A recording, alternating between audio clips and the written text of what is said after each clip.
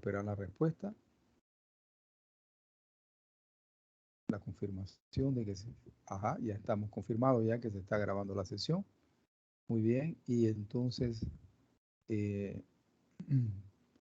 vamos para allá.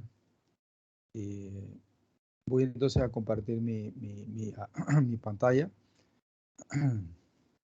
Ok, voy a incluir el sonido y entonces estoy compartiendo mi pantalla. Ahí deben de estar viendo mi calendario de Teams.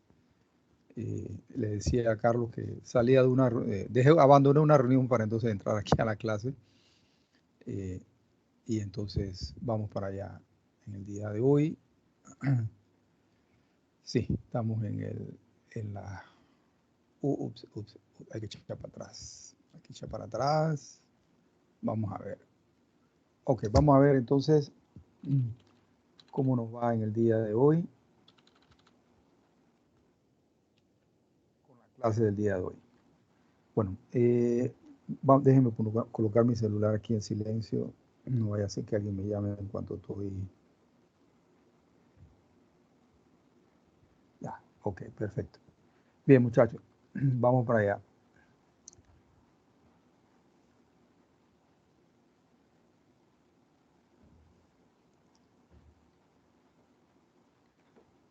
Voy a buscar mi puntero. Bien, esas son las 4 ecuaciones de Maxwell que hemos visto. Ley de Gauss, ley de Gauss para campos magnéticos, Faraday y entonces la ley de Ampère. Ahí ya están para campos variables en el tiempo, ¿ok? Eso es muy importante, ¿no? Resumiendo hasta ahora el curso, ¿no?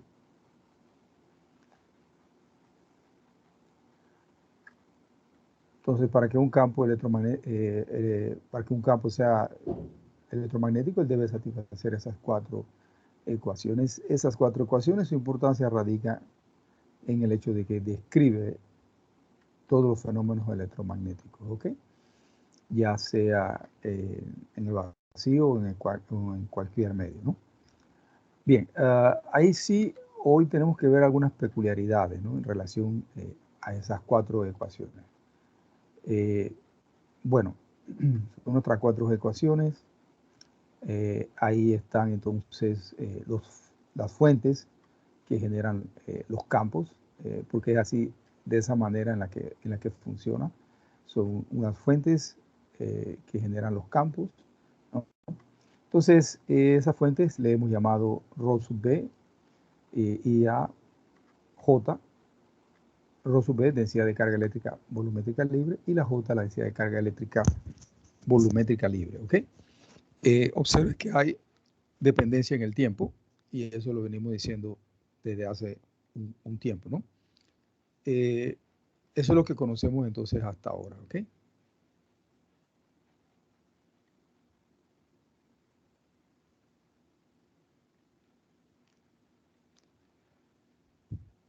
Entonces, básicamente el orden es así. Tú tienes tus fuentes, tú tienes los potenciales y tú tienes entonces los campos, ¿ok? Solo que hay una pequeña peculiaridad, ¿no?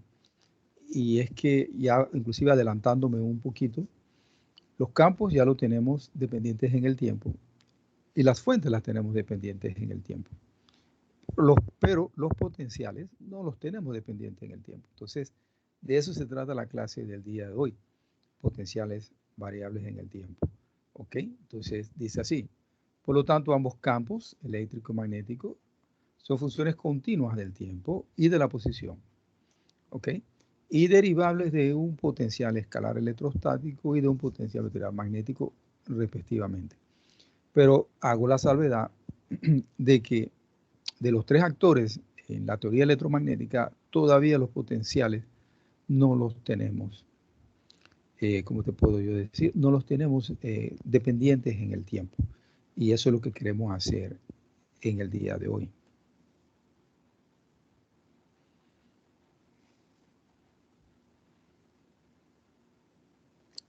Entonces, obsérvate que hasta ahora esos potenciales nada más nosotros los tenemos dependiendo de la posición, ¿no? O sea, lo tenemos solamente expresados hasta ahora para campos invariantes en el tiempo, siendo que las ecuaciones de Maxwell las tenemos para campos variables en el tiempo. ¿Ok? Entonces, eso es importante. Hay que entonces, se hace necesario encontrar los potenciales variables en el tiempo.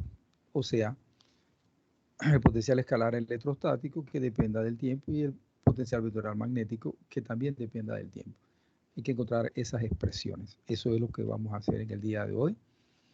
Vamos para allá.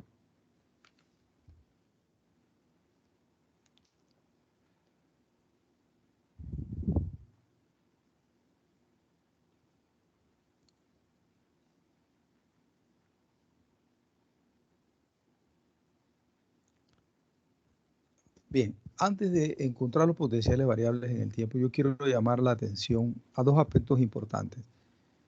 Y uno es que tanto el potencial escalar electrostático cuanto el potencial vectorial magnético, de la forma en la que ambos fueron definidos y que se encuentran ahora mismo para campos invariantes en el tiempo, ellos pueden ser utilizados para campos variables en el tiempo. Pueden ser utilizados en la forma en la que nosotros nos los encontramos en estos momentos, y eso debido a la forma en la que ellos fueron entonces definidos. ¿Ok? Entonces, por ejemplo, aquí en relación al potencial vectorial magnético A, ¿no? Tú lo definiste o se definió como la divergencia de B, ¿verdad? Y decimos, bueno, dijimos en ese momento, bueno, B es igual al rotacional de A. Eso porque la divergencia de un rotacional es siempre cero, y eso hace con que se cumpla la ecuación de Maxwell respectiva de ley de Gauss para campos magnetostáticos, ¿no? Entonces, ya por definición, ese A allí, que lo veníamos trabajando como campos invariantes en el tiempo, él ya es válido también para campos variables en el tiempo. ¿Ok? Y algo también parecido sucede entonces con el otro potencial, con el potencial escalar electrostático.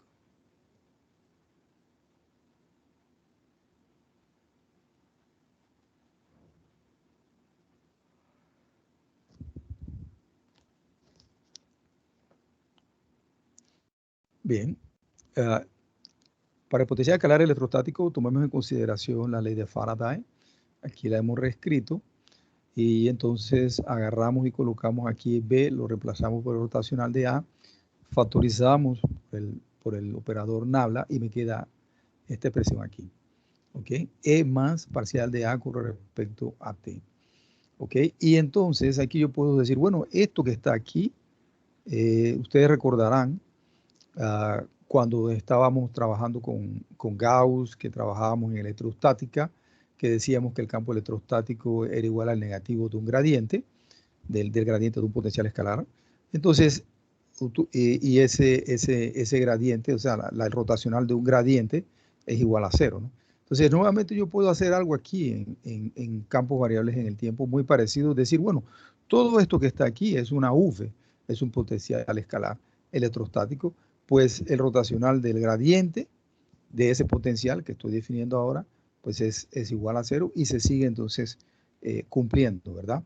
Solo que ahí debemos de recordar lo siguiente, y era que cuando trabajabas en campos invariantes en el tiempo, E era igual al negativo de ese potencial, del gradiente de ese potencial escalar electrostático.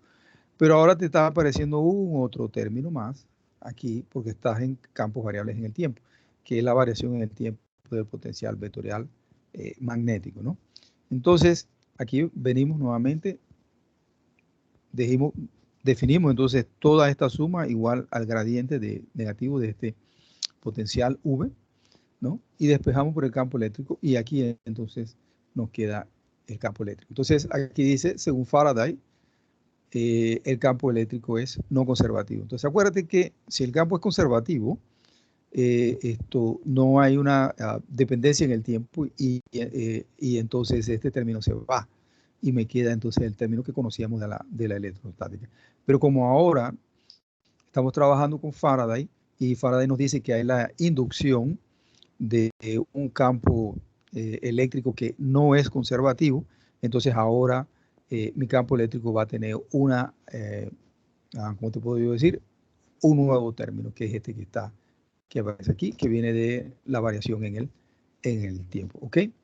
Entonces, si utilizamos, por ejemplo, aquí era donde queremos llegar, date una ojeada aquí.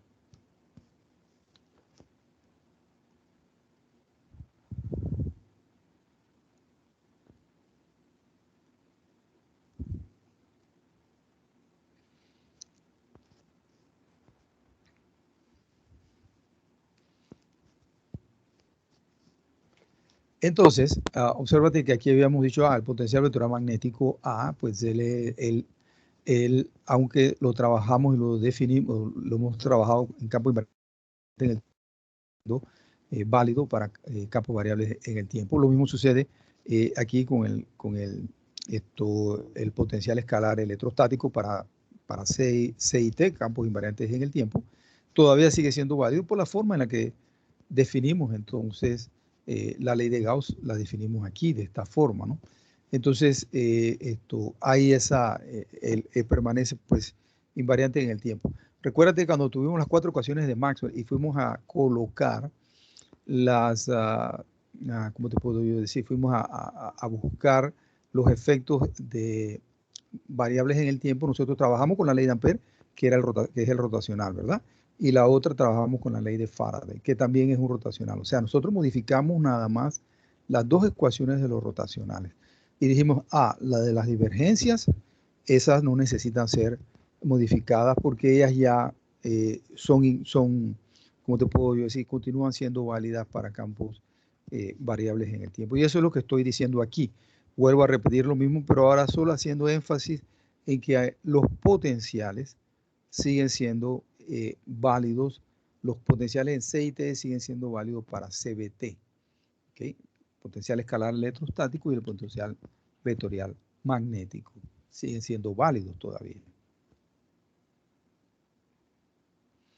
Entonces, hecho esa salvedad, ahora entonces vamos a proceder a buscar esos potenciales, pero en CBT, ¿ok? A buscar sus expresiones en CBT. Eso es importante, ¿ok? Entonces vamos para allá.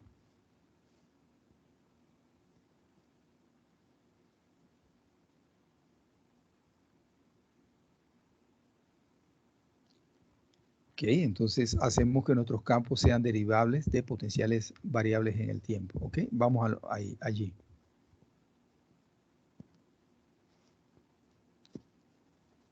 Ok, vamos a buscar entonces que nuestros campos sean derivables de potenciales variables en el tiempo. Entonces, allí lo que vamos a hacer, dice, bueno, vamos a reducir las ecuaciones de Maxwell a solo 2 ecuaciones. Y primero vamos a trabajar con coulombs, ¿ok? Tomamos, por ejemplo, la divergencia. Aquí tenemos el campo eléctrico que varía en el tiempo, ¿ok? Tomamos entonces la divergencia de este campo eléctrico. Vamos para allá. Ahí está todo el mundo de acuerdo. Todo el mundo de acuerdo. Nos queda el laplaciano, ¿verdad? El laplaciano de V. ¿Ok? Entonces, vamos para allá. Eso tiene que ser igual a la densidad de carga volumétrica por ley de Gauss dividida entre la permitividad del material en el que nos encontremos, ¿no? Ok. Obsérvate, vamos a despejar allí. Y que nos queda una ecuación de onda, ¿ok? Y esa ecuación de onda se le conoce como ecuación de onda de Coulomb. Ecuación de onda de Coulomb no homogénea, es una ecuación de segundo orden, ¿ok? Entonces, esa es la primera ecuación que vamos a tener en el día de hoy. Y ahora vamos a trabajar entonces con la ley de Ampère.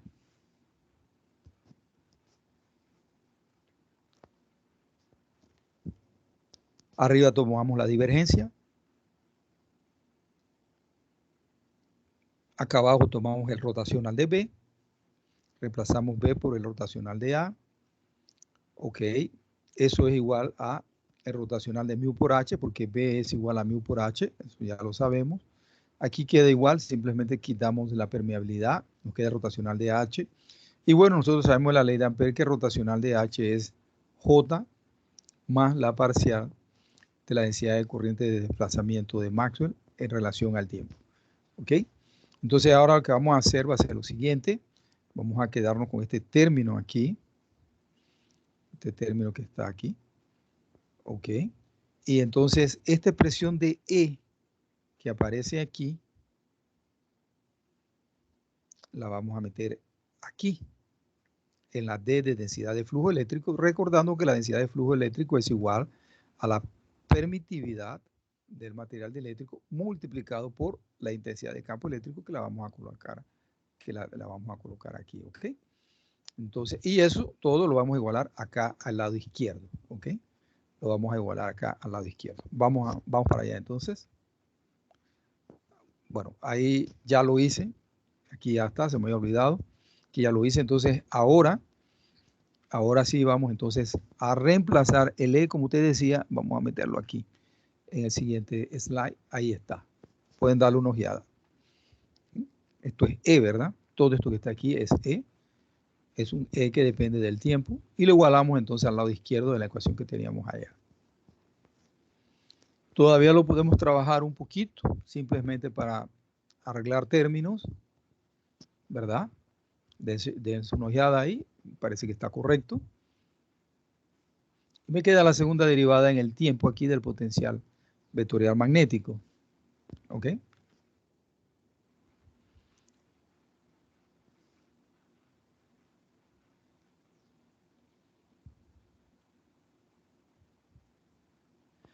Esta identidad vectorial la hemos utilizado en repetidas ocasiones y nos vuelve a aparecer nuevamente. Entonces vamos a utilizarla ahora. Entonces aquí tenemos rotacional de A es igual a esto que está aquí. Entonces esto que está aquí lo vamos a igualar a esto que está acá. Tomando cuidado con el signo, lo que podemos hacer es multiplicar esto aquí por menos. Me va a quedar el negativo de esto aquí y el positivo de esto acá. Y del otro lado acá también tendría que multiplicar por menos. O sea, este me queda menos, más acá y más acá. Entonces, observen. Ahí está, ¿no? Observen los signos. Está todo correcto. Cualquier cosa me avisa.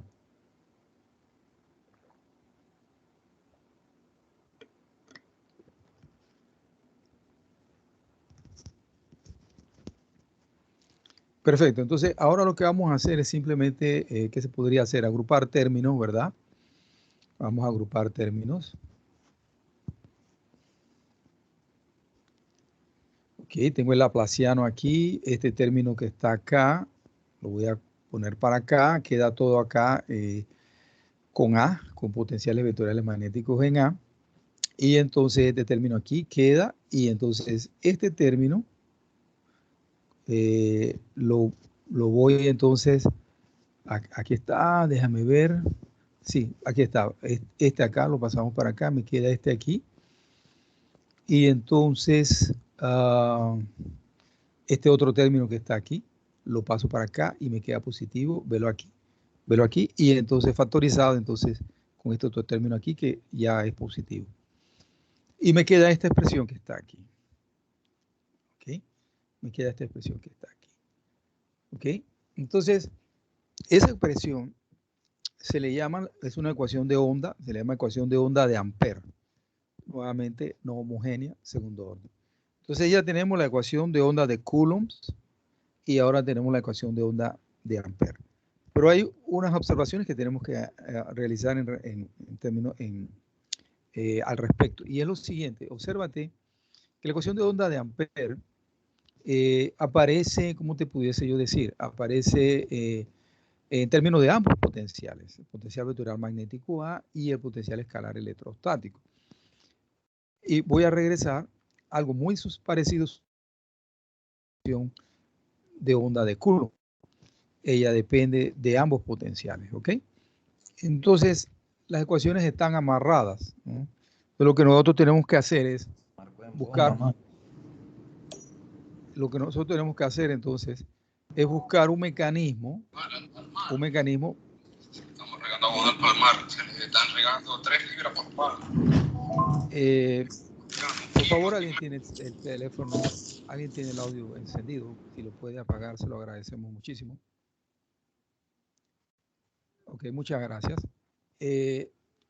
Entonces, tenemos ahí las dos ecuaciones, ambas dependen de ambos potenciales. Hay una manera entonces de que tenemos que deshacer esa dependencia, no dejarla una solo dependiendo de un potencial y la otra dependiendo de un potencial. Entonces, existe un mecanismo que se le llama la transformación de calibre. Para lograr ese desacople, denle una ojeada ahí.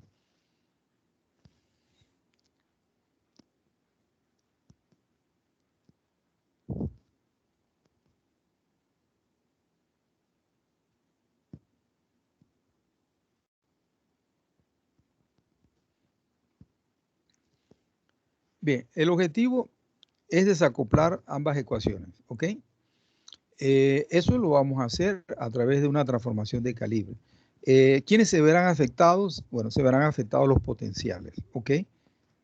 Los potenciales se verán afectados con esa transformación de calibre. Pero los campos, tanto eléctrico cuanto magnético, y algo que vamos a definir como la condición de Lorentz, se deben de mantener inalterados, ¿ok? Entonces, con ese mecanismo yo consigo desacoplar ambas ecuaciones, ¿no? Entonces, a través del mecanismo de transformación de calibre. Okay, vamos para allá entonces. Esto que nos quedó aquí factorizado, nosotros lo vamos a definir como algo llamado condición de Lorentz. Ahí está. Y nosotros vamos a decir que esa condición de Lorentz es igual a 0. Entonces, lo que nosotros vamos a hacer es, la transformación de calibre lo que va a hacer es definir unos nuevos potenciales que va a permitir que esta condición de Lorentz quede inalterada, no cambie, y que los campos eléctricos y magnéticos también queden inalterados. Lo único que van a cambiar van a ser los potenciales. Aquí está la razón del por qué estamos trabajando de esta forma.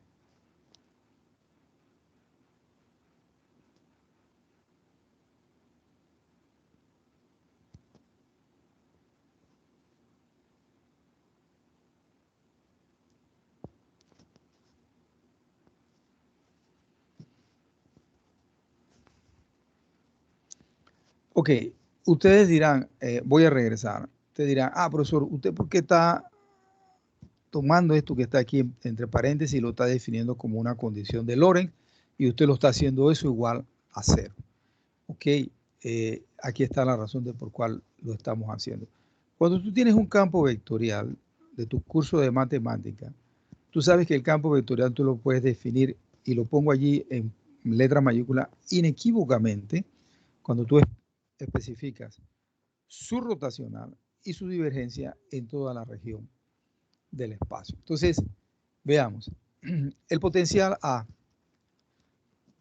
es un campo vectorial. Excelente. Definimos su rotacional, ¿sí? El rotacional de A es igual a B. Definimos su divergencia, ¿sí? La divergencia de A es el negativo de mu de E parcial de V con respecto a T, que viene aquí de la condición de Lorentz.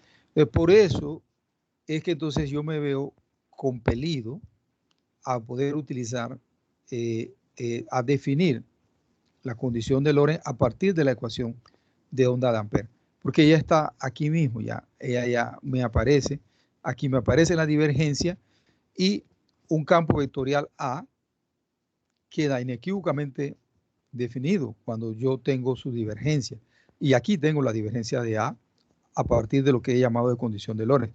Y bueno, el rotacional de A ya lo sabíamos, entonces el campo vectorial está inequívocamente definido en toda la región del espacio porque ya tengo su rotacional y tengo la divergencia de ese campo vectorial A. Entonces, por eso es que lo tomo a partir de la ecuación de onda de Ampère y no a través de la otra ecuación de onda, sino a través de la de Ampère.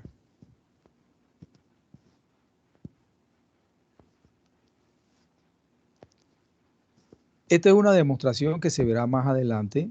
Está como uno de los, en la lista de problemas está como uno de los problemas a ser resuelto, pero se puede demostrar fácilmente que la condición de Lorentz se obtiene a partir de la ecuación de continuidad de la corriente que ya la hemos visto anteriormente.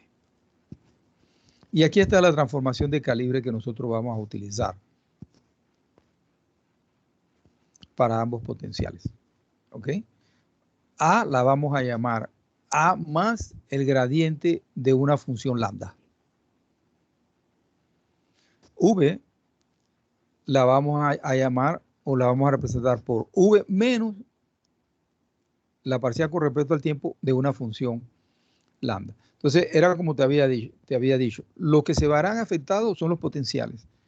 Los campos no se van a ver afectados, ni siquiera la condición de Lorentz se verá afectada, solamente entonces los potenciales. Entonces, esos van a ser nuestros nuevos potenciales. Y ya vamos a ver entonces por qué es que lo estamos definiendo de esa forma. A, ¿por qué lo estamos definiendo? Estamos agregando este término del gradiente de una función lambda, y B, agregándole la parcial en relación al tiempo de esa función lambda. Pero lo cierto es lo siguiente, lo cierto es que al hacer eso, nosotros tenemos que mantener inalterados los campos. Vamos a ver. Vamos a ver con B, por ejemplo, ahí está.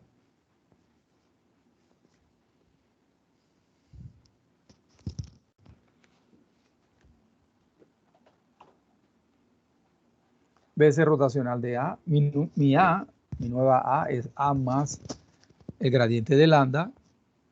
Hacemos la matematiquita, me queda aquí este término y me queda este otro término aquí. Y ustedes saben que rotacional del gradiente de una función escalar, eso es igual a 0, o sea, este término se hace 0. ¿Ok? Entonces ya sintieron por qué es que definimos entonces nuestra nueva A como la vieja más un pequeño término agregado aquí, precisamente porque al hacer el rotacional, sabemos que el rotacional de ese gradiente será igual a 0 y la B queda inalterada. ¿Ok? Asimismo debemos de obtener para E la intensidad de campo eléctrico. Vamos entonces a hacer lo mismo, debe de quedar inalterada. Ahí está, veamos. Denle una ojeada. Reemplazo tanto la B cuanto el potencial vectorial magnético A por sus nuevas expresiones.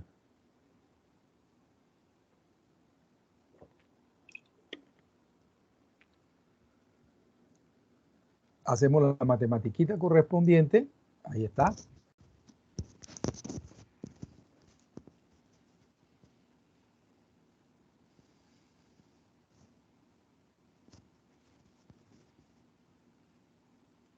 Aquí están estos, me genera estos dos términos aquí, y esta parte aquí me genera estos dos términos acá. Y ahí observamos entonces, ¿verdad? Que este término aquí, este término acá, se cancelan y nuevamente mi campo eléctrico permanece inalterado. He cambiado los potenciales, pero los campos eléctricos y magnéticos permanecen inalterados. A ese cambio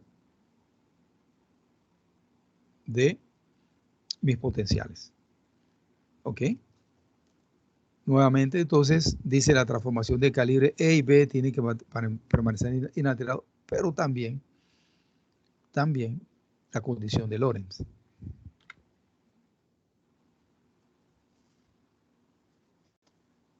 ¿Ok? Vamos a ver la condición de Lorentz ahora. Ahí está la condición de Lorentz. Eso tiene que ser igual a 0. Vamos a reemplazar cada uno de los potenciales por sus nuevas expresiones.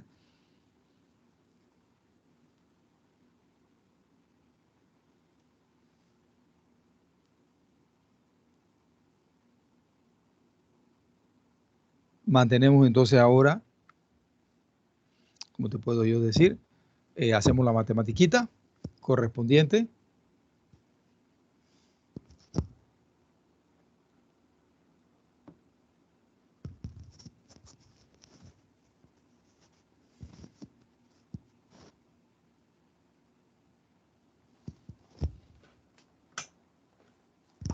Este término aquí me genera estos otros dos términos acá, y este término aquí me genera este término aquí y este otro término acá. Me queda una segunda derivada en el tiempo. Ok, aquí me queda un laplaciano de lambda con este otro término acá, y este término aquí junto con este otro término aquí, eso es la condición de Lorentz, eso es igual a 0. y entonces aquí me queda mi laplaciano. Me queda una ecuación aquí de onda en lambda.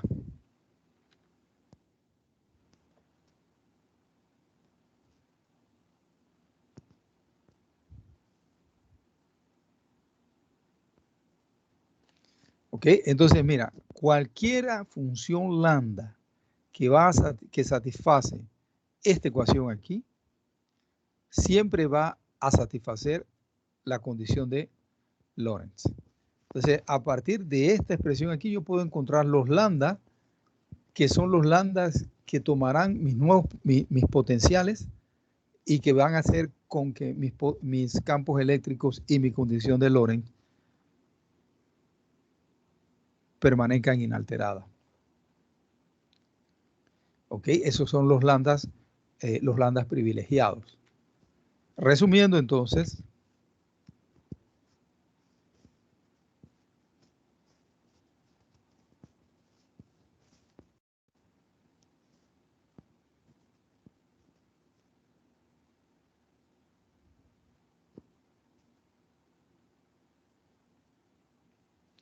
una transformación de calibre, resumiendo, consiste en escoger un conjunto de funciones lambda para los potenciales A y B, que son los que van a cambiar, de manera tal de que mi campo eléctrico, mi campo magnético y la condición de Lorentz no cambien, prevaleciendo entonces la ecuación de onda. Entonces, aquí está mi conjunto de funciones lambda, ¿no?, que siempre colocada aquí mantendrán inalterado la condición de Lorentz y los campos eléctricos y los campos magnéticos. ¿Ok? Eso es muy importante. No sé si hasta aquí hay alguna pregunta, alguna duda, muchachos. ¿Alguien quiere agregar algo?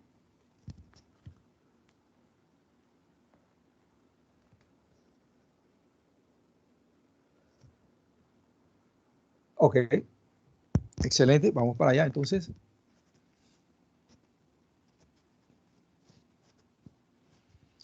Esta es mi ecuación de Coulomb. Recuérdate que de las 4 ecuaciones de Maxwell teníamos que nos quedamos con la ecuación de onda de Coulomb y con la ecuación de onda de Ampere. Esta es mi ecuación de onda de Coulomb. ¿Okay? Ella tiene que prevalecer, ¿no?, sobre lo que dice aquí, que hemos visto. Entonces, vamos para allá. Vamos a aplicar la ecuación, la condición de Lorentz.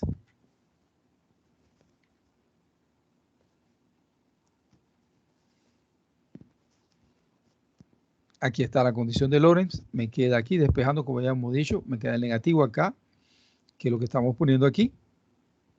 El negativo de mu por E parcial de V con respecto al tiempo. Y esto es igual acá a menos rho sub B sobre la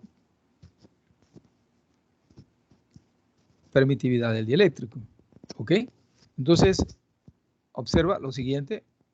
Y aquí, haciendo la matematiquita correspondiente, nos queda el laplaciano menos la segunda derivada en el tiempo del potencial escalar electrostático igual a menos rho de B sobre E.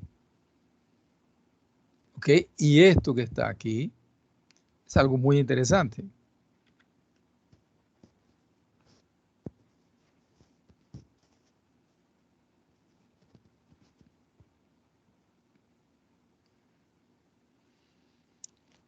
Es nuestra querida y vieja ecuación de onda o ecuación de Poisson para el potencial escalar electrostático variable en el tiempo. V depende de X, Y, Z y de T. Y es una ecuación no homogénea. ¿Ok? Entonces, es interesante porque mira lo que va a pasar ahora.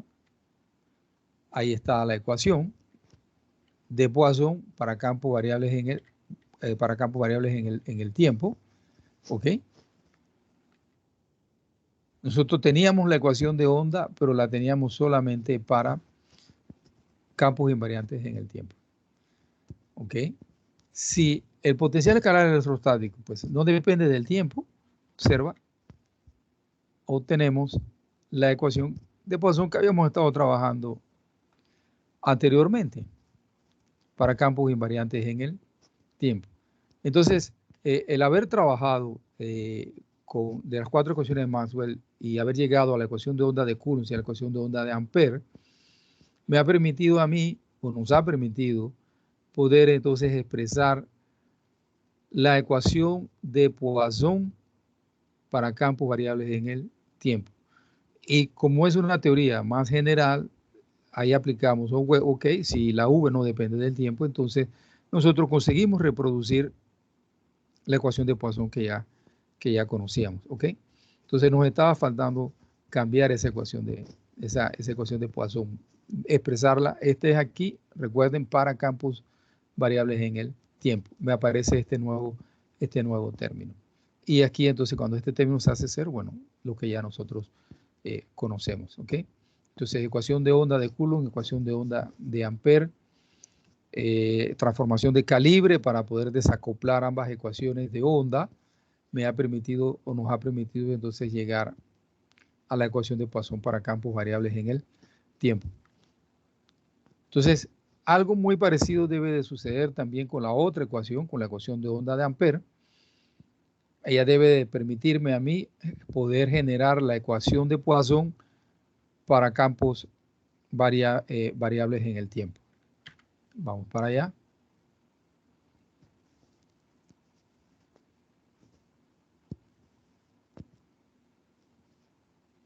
Esta es mi ecuación de onda de Ampere. Y aquí se ve y sale mucho más rápido porque nosotros utilizamos la ecuación de onda de Ampere para definir la condición de Lorentz. Dijimos, bueno, esta va a ser nuestra condición de Lorentz, porque a partir de aquí nosotros podíamos en ese momento decir, podemos definir la divergencia de A en la región del espacio, y tenemos ya el rotacional de A, sabemos que eso es B, entonces rotacional, divergencia definida en el espacio, podemos entonces decir, tenemos entonces el campo vectorial completamente definido inequívocamente en todo el espacio. Y eso nos permitió entonces aquí la condición de Lorentz. Entonces todo esto es cero, la forma más fácil. Todo esto aquí es cero. Y esta es mi ecuación de onda o ecuación de Poisson para el potencial vectorial magnético A que depende del tiempo. Es una ecuación no homogénea.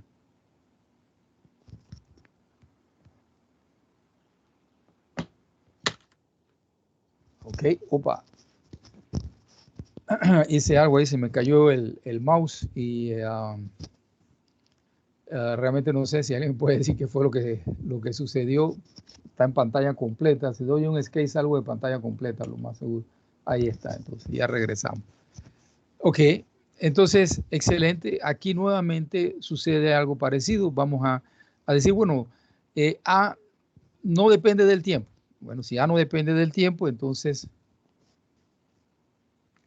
recogemos o obtenemos nuevamente la ecuación de Poisson para campos invariables invariantes en el tiempo. Campos invariantes en el tiempo. ¿Ves? Entonces tenemos ecuación de Poisson ya tanto para campos invariantes en el tiempo cuanto campos variables en el tiempo, ¿no?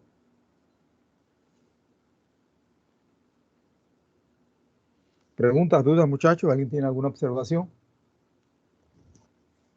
¿Alguien quiere agregar algo? ¿No? Vamos para allá entonces.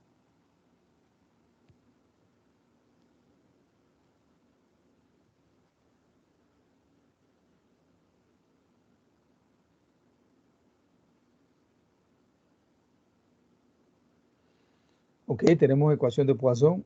Tenemos ecuación de Poisson para potencial escalar electrostático y para potencial vectorial magnético. Hay dependencia entonces en el tiempo. Entonces ustedes recordarán ahora entonces que estas expresiones de V, el potencial escalar electrostático, y esta expresión acá del potencial vectorial magnético, eran la solución de la ecuación de Poisson respectiva, ¿no? Y al ser la solución a la ecuación de Poisson respectiva, era la solución al sistema de ecuaciones diferenciales parciales de primera orden de las ecuaciones de Maxwell, ¿no? Ok, entonces tenemos nuestras fuentes que dependen del tiempo, tenemos nuestros campos que dependen del tiempo, tenemos las ecuaciones de Poisson que dependen del tiempo, pero todavía continuamos sin tener los potenciales que dependan del tiempo.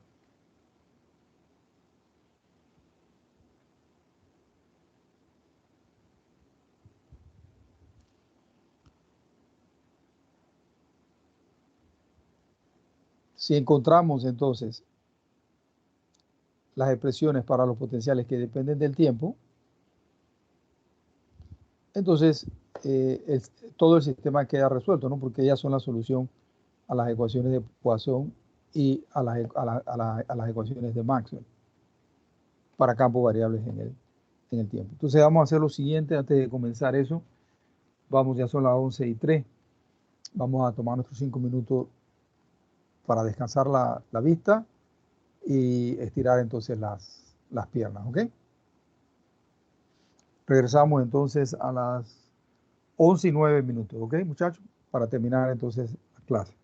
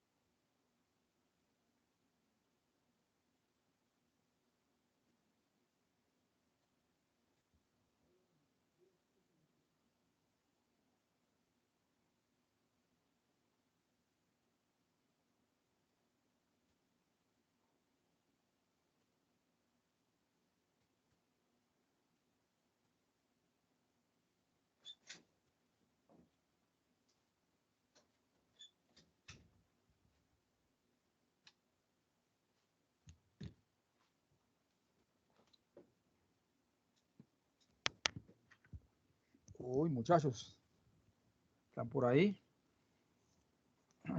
Si me pueden dar confirmación de audio, se los agradezco muchísimo. Sí, profe, sí se lo escucha y se ve la pantalla. Okay, gracias. Ajá. No sé qué pasó, ya son las 11:12, se pasaron los 5 minutos súper rápido. Ni me di cuenta. Vamos para allá, muchachos. Bien, ya estamos terminando la hora ya del trabajo del día de hoy. Lo que nos resta entonces ahora, ya tenemos las ecuaciones de Poisson para campos variables en el tiempo.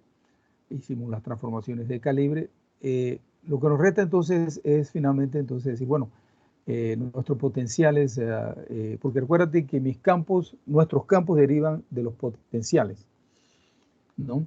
Entonces tengo que buscar la forma en que tienen esos potenciales, hasta inclusive porque esos potenciales son la solución al sistema de ecuaciones de Maxwell, ¿no? Y a las ecuaciones de Poisson también. Entonces necesitamos encontrar eso. Entonces vamos allá. Ahí está. Date una leída ahí.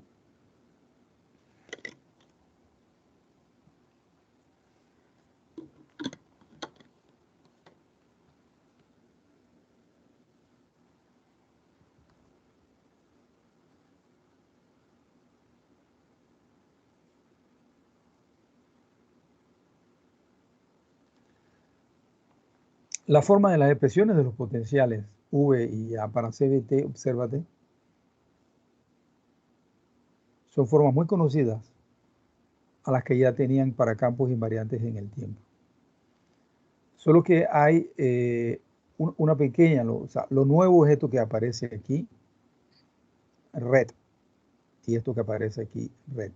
Esta es mi fuente de campo eléctrico, mi generador de campo eléctrico, y este es mi generador de campo magnético.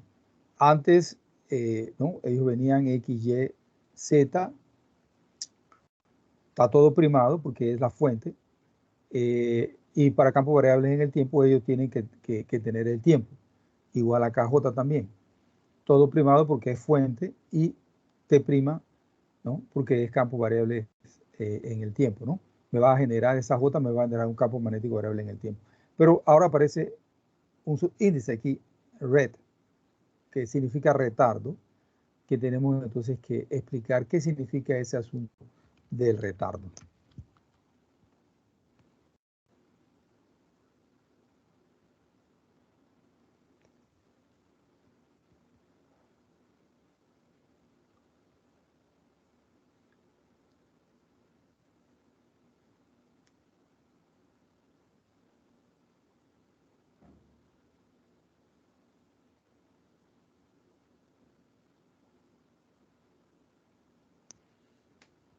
Bien, es interesante en lo siguiente, obsérvate. El término que ya conocemos aquí de la densidad de carga volumétrica, entre paréntesis red y para J, hace referencia, dice aquí, al principio de causalidad asociado a la perturbación de una onda. Entonces, vamos a explicarlo desde el siguiente punto de vista. Imagínate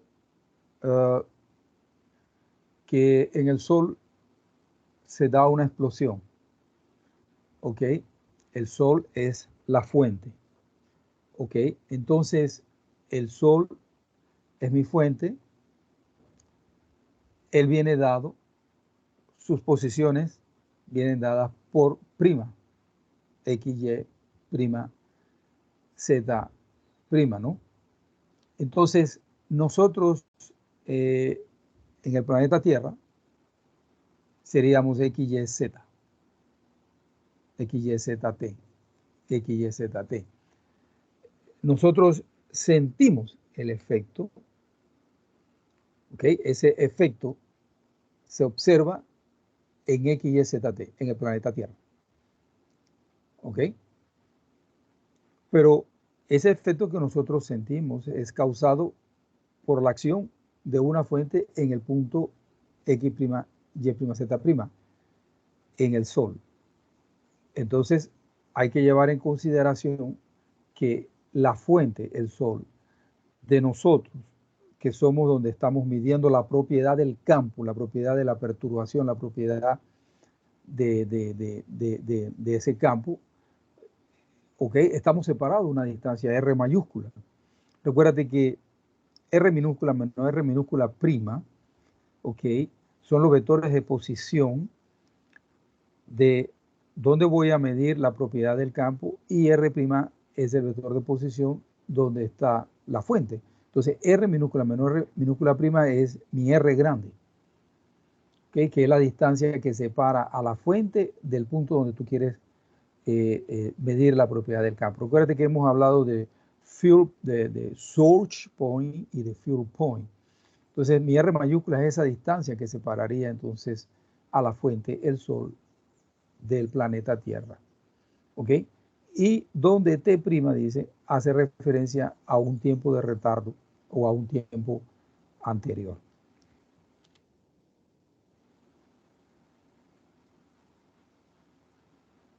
El tiempo de retardo viene dado por esta expresión. T' igual a T menos R, que es la distancia que separa al planeta Tierra, a la fuente, del punto donde tú quieres calcular la propiedad del campo, el fuel point, ¿ok? La distancia que separa al source point del fuel point, la distancia que separa al Sol del planeta Tierra, ¿ok? Entonces R, esa distancia dividida entre U, ¿verdad?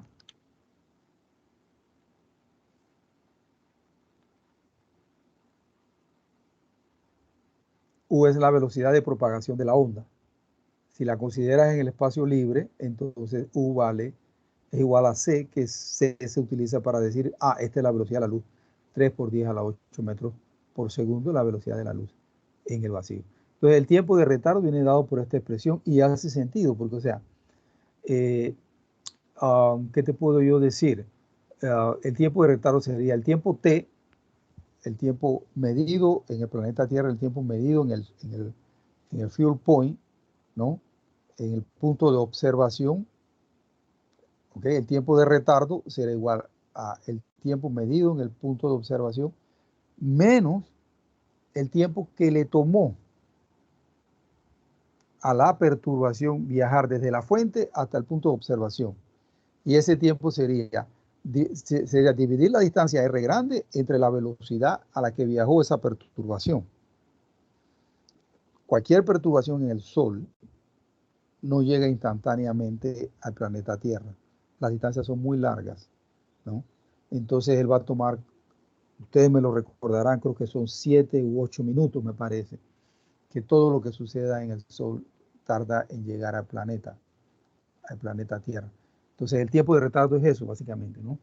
Es el tiempo T que tomó al punto de observación menos entonces la distancia que separa el punto de observación del punto donde está la fuente.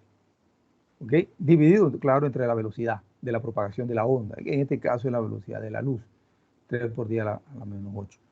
Entonces, a eso es lo que se refiere con retardo, tiempo de retardo.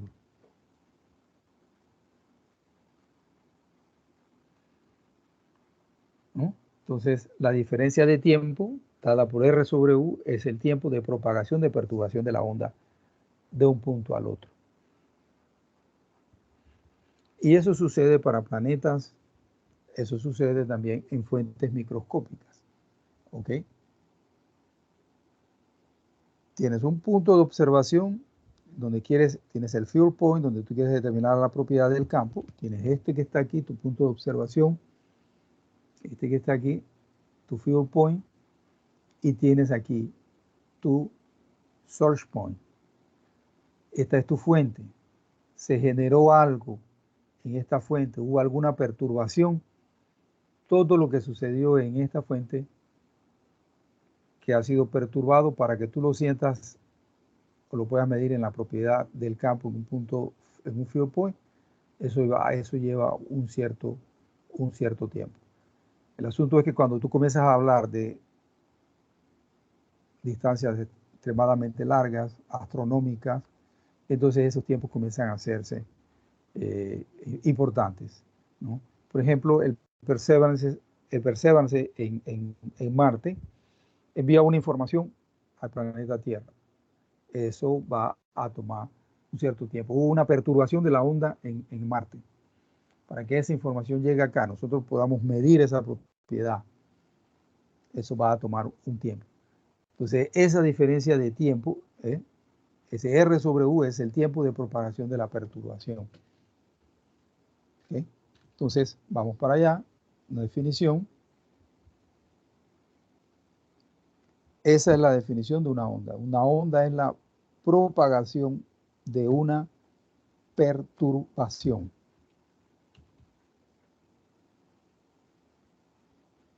Esto es como lo trabajábamos en electrostática, en el curso de TEN 1.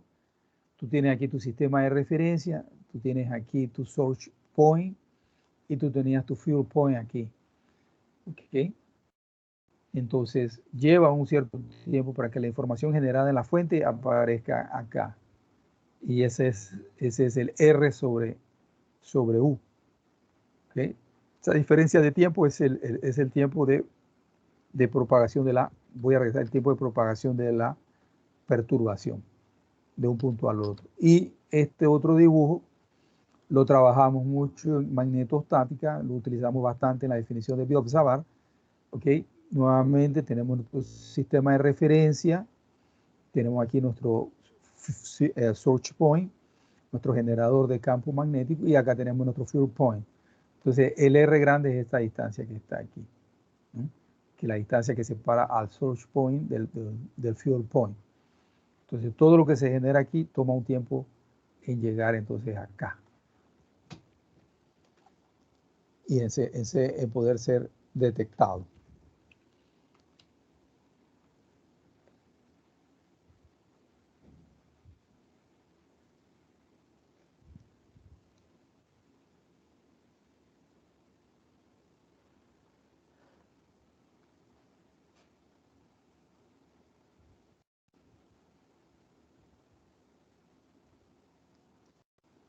Y es como te decía pues anteriormente, todo el curso se resume a 3 aspectos muy importantes.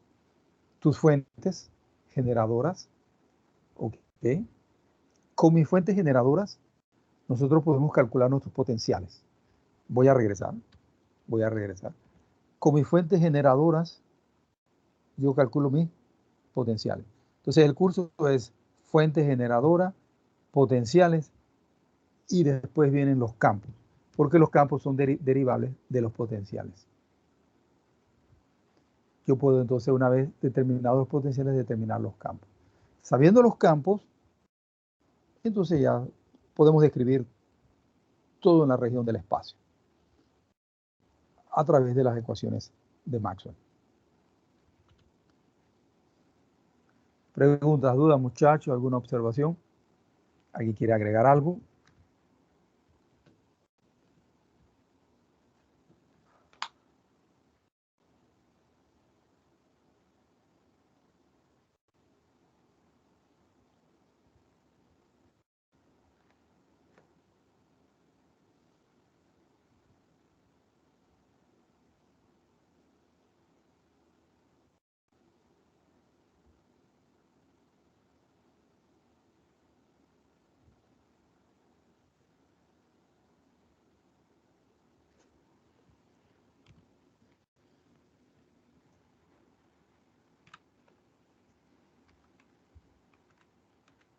Bien, muchachos, si no hay preguntas, si no hay dudas, si no hay que hacer ninguna contribución, vamos a dejarlo por el día de hoy allí.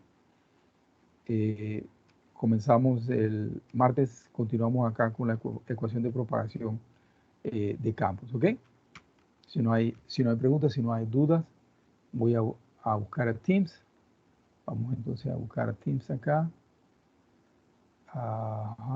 Aquí está, vamos. Ahí está, entonces. Ok, muchachos, si no hay preguntas, dudas, procedo entonces a detener la grabación del día de hoy.